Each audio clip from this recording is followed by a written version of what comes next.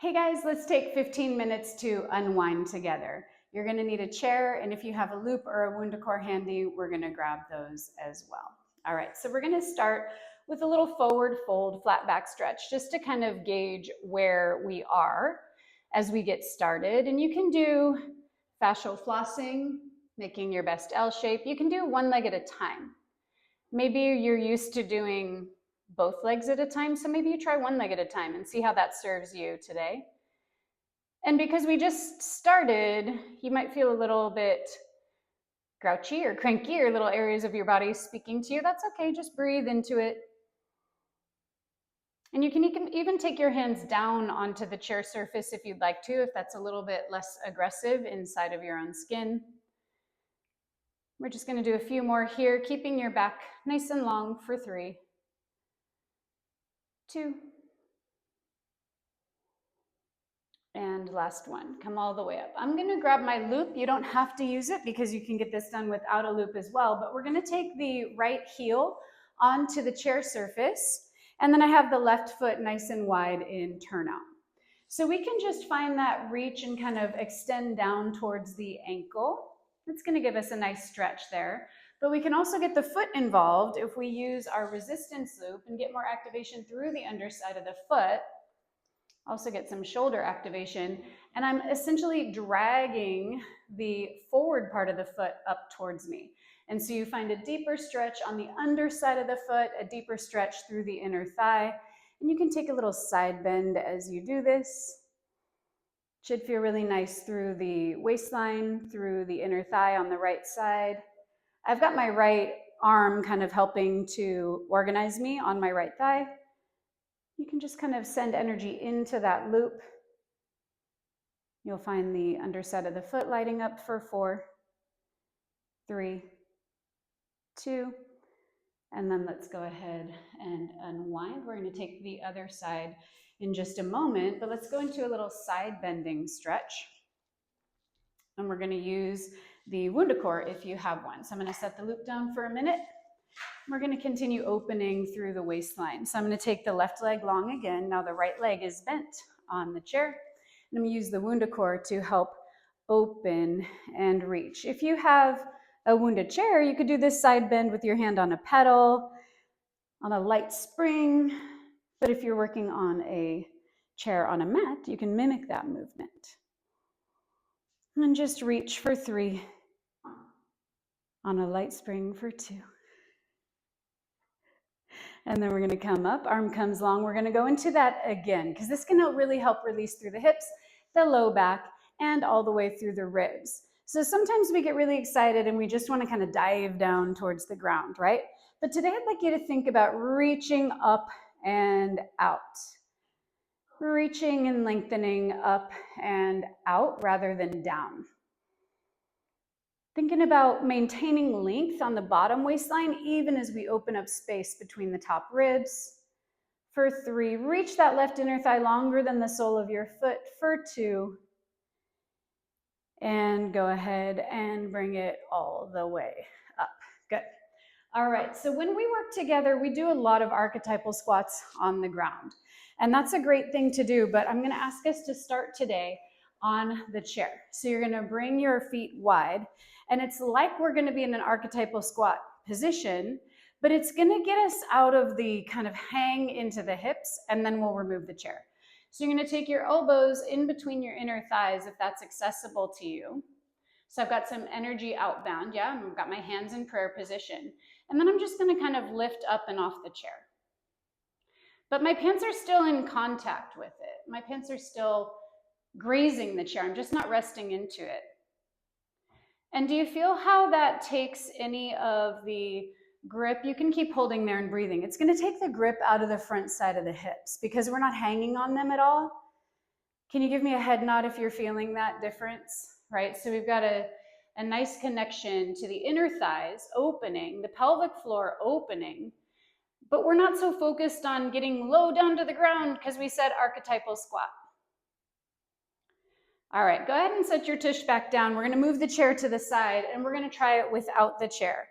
But I wanted us to do that little version of it so that we can feel that and maintain that connection even when we don't have a chair below us. Hands come into prayer again. We can bend at the hips, keeping a nice long spine, and keep yourself up imagining you have a chair.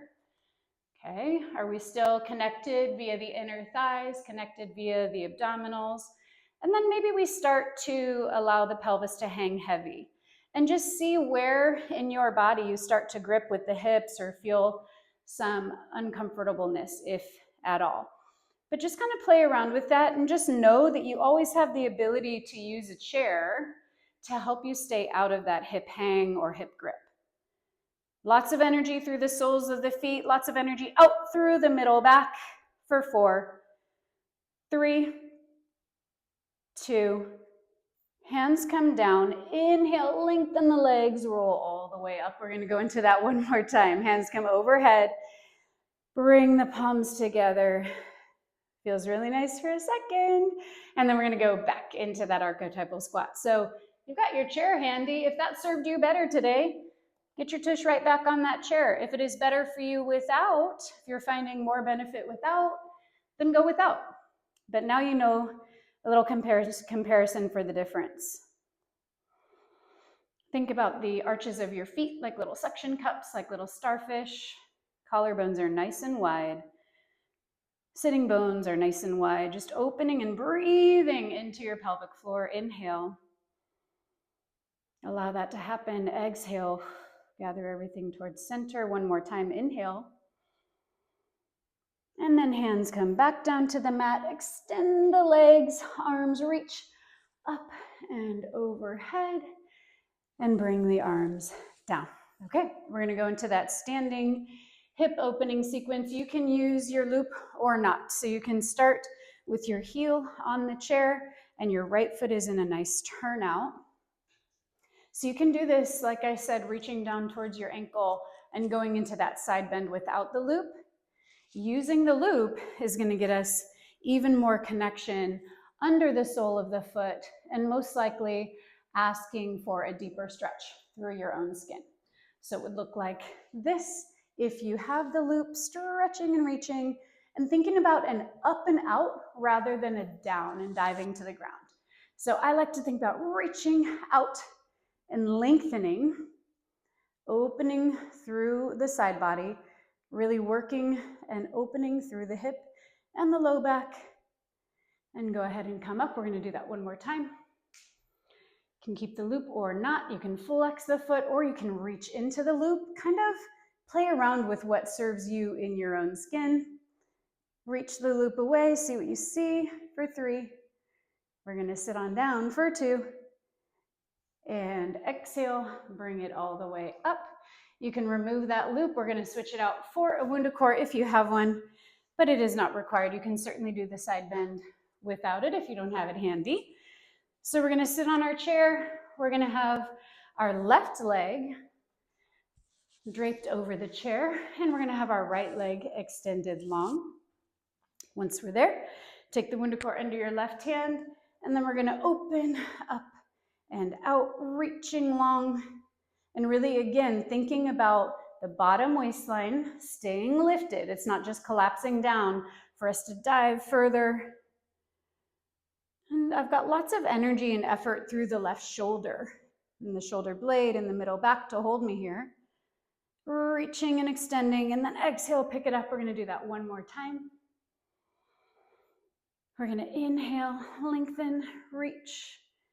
And think about the right inner thigh stretching longer than the sole of the foot. That leg is not just chilling. It should also be working as we reach for 4, 3, 2, and go ahead and bring it all the way up. All right, we're going to switch back to our loop and we're going to move the chair out of the way. We're going to use that loop to help continue to open up space through the hips and through the low back. So you're going to lay on your back onto your mat, grab your loop, and we're going to take it around the ball of your right foot or maybe a little further back towards the arch.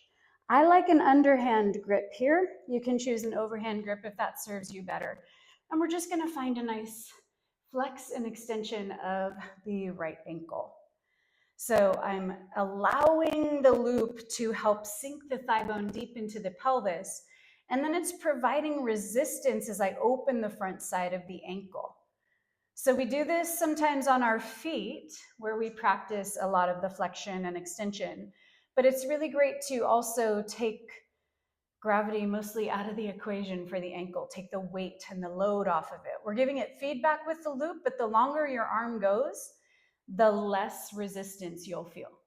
So if you want a lot of resistance, you can bend the elbow and draw the hand towards you. If you want less resistance, extend the arm. And then let's hold it flexed. See if you can drag it so that your thigh bone is sinking directly down into your pelvis. Maybe you come into an abdominal curl if you're feeling like you want to get after it a little bit here. You can find a little lift and reach. Here we go, 5. You can always keep your head down if that's better for you today. For 3, flex at the ankle even more. For 2, and go ahead and come all the way up. Use that loop to help you raise. We're going to take the loop around our feet. So you're going to just step your other foot into the loop as well. We're going to sit nice and tall. We're going to sit nice and tall. I'm going to take the arms out. I'm going to need to adjust to demonstrate it here on my end. So I've got the legs nice and long, feet are flexed, arms are nice and long. We're going to go into rib rotations. So we're going to inhale as we rotate. If it's aggressive on your shoulders, you can also always kind of bring the hands in or go into prayer. Just see how it feels for you.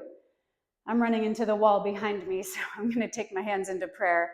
But I do find benefit from keeping the arms long if you have the space to do so. So I'm going to demonstrate prayer just so I have some room here. And having the loop around your feet is keeping the legs connected to the core and also giving us feedback so we're not gripping on the front side of our hips. Inhale, rotate, exhale back through center. Think about those ribs turning you. This is going to be the last time to the left, last time to the right, and bring it all the way back through center. All right, we're going to take the loop onto our left foot only, and now it's going to be around the front part of my arch, ball of the foot, and we're going to lay it all the way back down. Right leg is long, and just take a breath and kind of get things organized and settled in. Neutral spine, and draw your left thigh bone as close as possible as you can right on top of your hip. So if you're on the bendy side of life and your foot wants to drop all the way back towards your face, there's a real good chance you're hanging on your ligaments. What I'm after is you finding that connection. And there's a real good chance you'll also find some shake if you keep your leg really right on top of the hip socket. So again, just like on the last side, if you want less feedback through the loop for your flexing and extending your ankle, simply take your arm longer like this. And if you want more feedback and you feel like you want to plug the leg deeper into the hip socket, the thigh bone melting in there, then you can add an elbow bend. You'll also feel more shoulder and bicep effort here if you choose to do that. Inhale as you open the front side of the ankle. Exhale as you bring it back. Here we go for 3. Really focus the breath through that ankle joint, through the hip joint, finding breath behind your kneecap. Hold it flexed for 5. Drag and sink that thigh bone in for 3, 2, and bring it in. We're going to take the loop above your knees. Take the loop above your knees. And we're going to go into some mobilization of the thigh bones. So if you're looking for more core connection, you can take your hands underneath the base of your skull and hold a shallow abdominal curl. If you are looking for more of a mobility effort today, you can always set your head down. I've got tension on the loop, and now I'm going internal and external with my thigh bones. The lower legs are following. So I've got my legs at about tabletop height. I've got knees and thigh bones right on top of the pelvis. And it's like I'm turning a doorknob, swiveling internal to external. Keep working on your end. I'm going to show it from a slightly different angle so you can really see what is going on. So we're starting in parallel, and then we are sending energy out onto the band. So now I've got that tension on the loop, and then I'm swiveling the thigh bones, turning them like doorknobs, and the lower leg is following. The lower leg is not driving. Keep your tailbone anchored to the floor. And use your inhale breath for whichever direction is feeling maybe a little tighter or a little crankier. For me, that's internal, so I'm inhaling here. And then on the next one, we're gonna hold parallel, hold and breathe, keep tension on the loop. We're gonna take our arms long out to the sides. And then we're gonna melt the pelvis like a little windshield wiper. The legs come with it, left to right. The reason I'm keeping the loop here is to help keep our legs organized. Notice that I'm not allowing the feet to kind of flop all around. I'm doing my best to keep everything organized and parallel. Inhale as you reach. Exhale, gather through center, through your powerhouse. Inhale to the side. Hi, buddy. Exhale as you bring it back. And allow that release to happen through the low back, through the hips. Oftentimes we do our rib rotations by rotating the ribs, but can you see how this is teaching our body how to rotate the ribs independently from the pelvis? The ribs are staying quiet as the pelvis and the legs tip. Here we go, last time to the right. Bring it back through center, exhale, last time through the left. And bring it all the way in. Go ahead and bring your feet down. Last thing today, we're gonna go into a downward facing dog using the loop above your knees. So we're gonna keep it there. I just flipped over. Hands come onto the mat like little starfish. Your knees and feet should be about 4 inches apart, but find some tension on that loop if that's not true.